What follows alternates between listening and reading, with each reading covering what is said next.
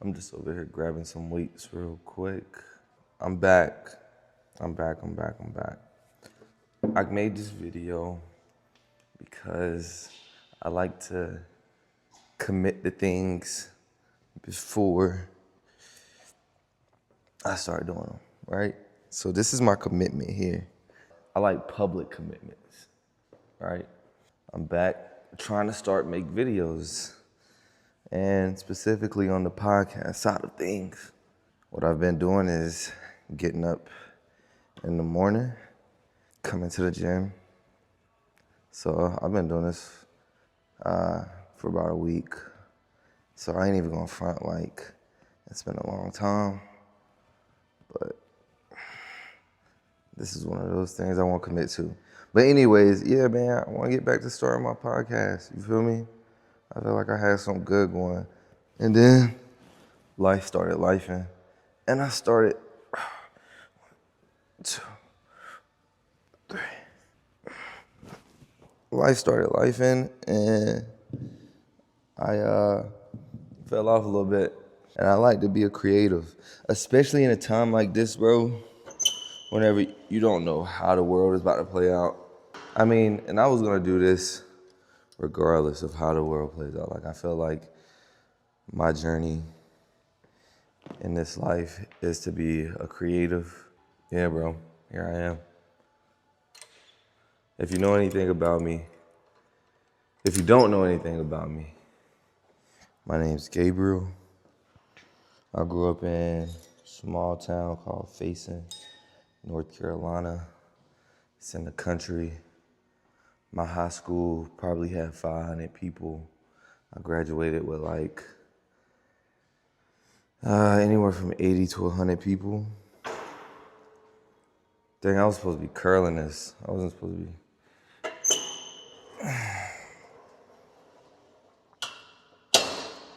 Played basketball and football since 7th grade.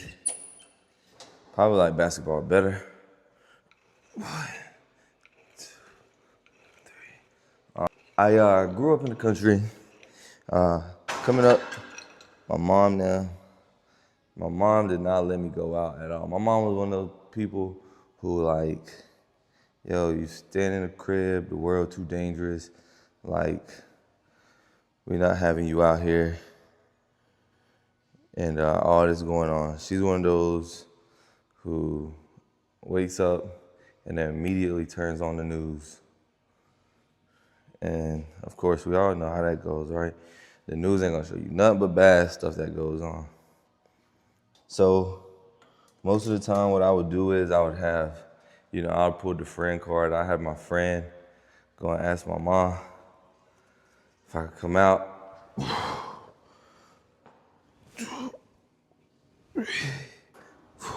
Or I played this stunt for a little while. I got a girlfriend just because I knew how my mom was. Like, she was not gonna tell my girlfriend no if it involves me going out.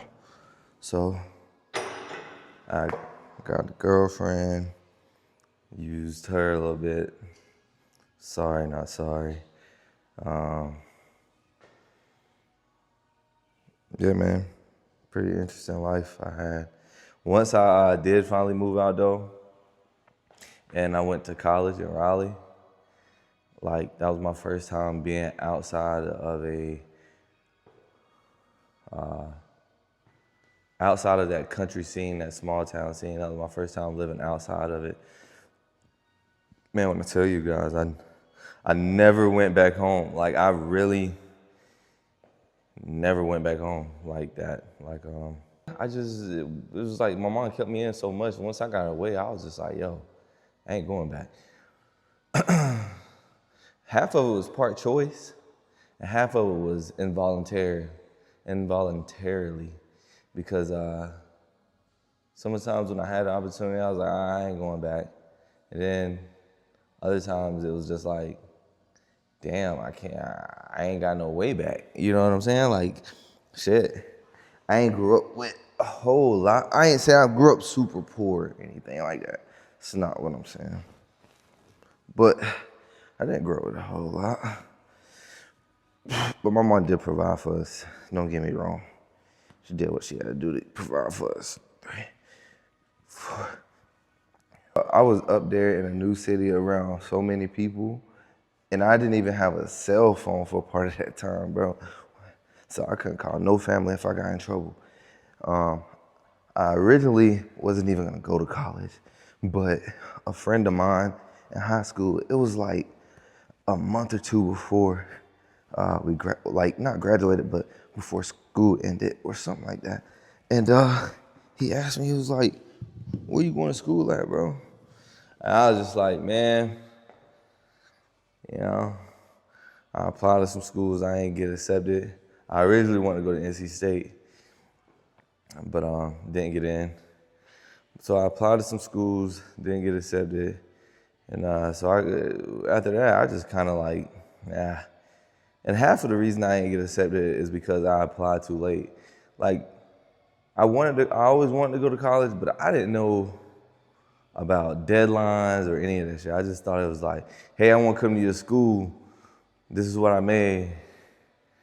This is my GPA. Like, I had a fairly decent GPA. It was above a 3.0, barely, but it was probably like a 3.1, 3.2. But wanted to go to a few schools, NC State, ECU, some local schools, because I knew I didn't have the best mobility situation.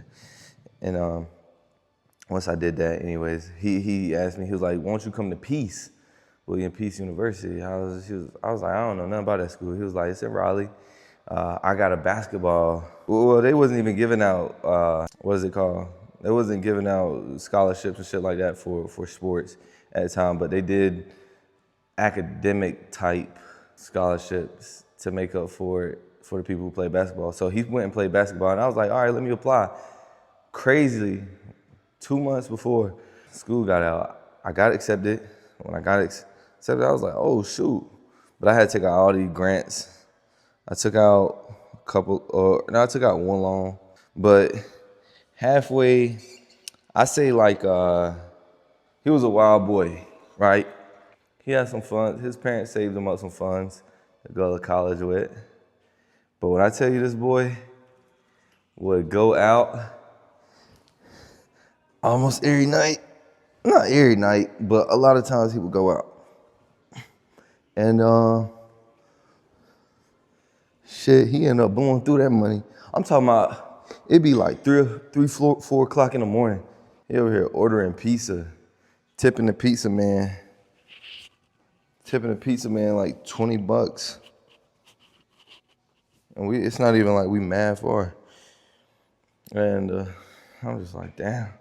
So one day I get back from class and I got a message. I see a letter on my desk, and it's pretty much him telling me like, hey man, I'm sorry I had to write you this letter, man, but I had to go back home because kind of blew through my funds, and yeah, bro. At the time, I was like, damn.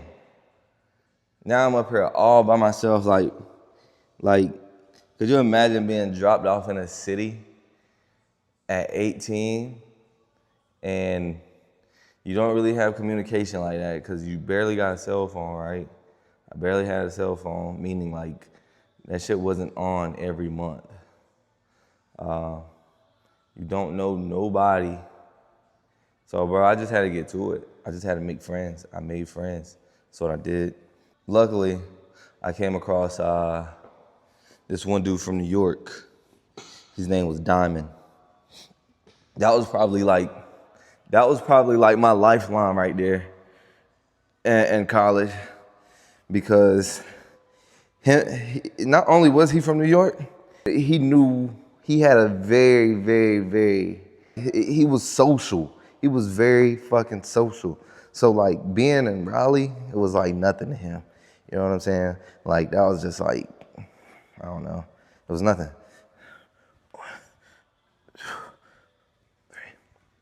So he ended up showing me the way, low key. I ain't gonna lie, cause like I said, I'm from the country, bro. I ain't grew up around many people like that, like being social and shit. He did put me onto a lot of stuff. I pretty much hung with him for the rest of that year. I just want to give you a little bit of background. I'll do a part 2 tomorrow when I come in the gym, pick up where I left off. This right here is my get back. I'm getting back, starting back, doing my podcast thing.